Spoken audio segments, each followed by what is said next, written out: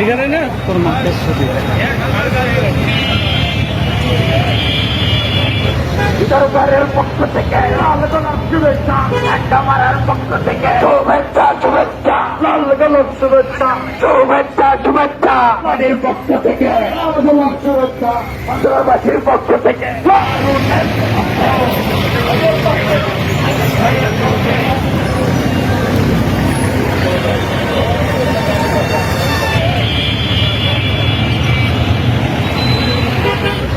সরকারের পক্ষ থেকে লাল গোলাপ শুভেচ্ছা, একদমারের পক্ষ থেকে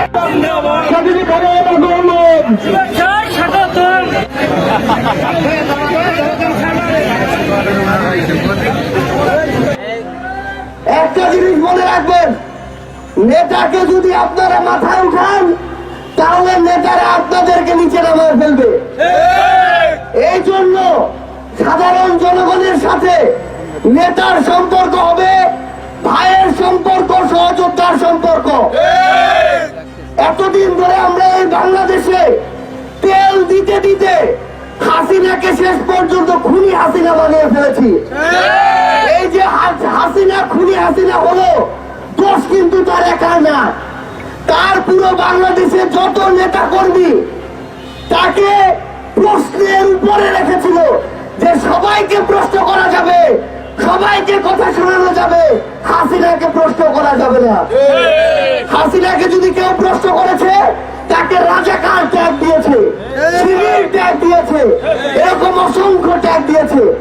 কাউকে যদি আপনি এমন প্রশ্নের উপরে রাখেন তাহলে সে ধীরে ধীরে সরকার থেকে স্বৈরাচারী সরকারে পরিণত হবে।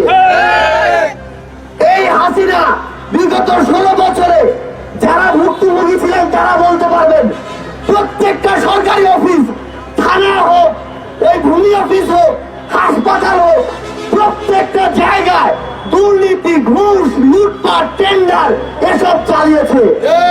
যেগুলো বিভিন্ন পদে বসেছিল ওই লোকগুলো খালি সুবিধা পাইছে, আমাদের একটু সুবিধা পেতে আগে টাকা দিতে হচ্ছে, তারপরে সুবিধা।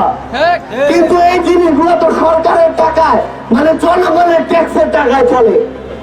এতদিন ধরে এই বাংলাদেশে যেই সিস্টেম চলেছে, এখন আমাদের একটা নতুন সিস্টেম আনতে হবে।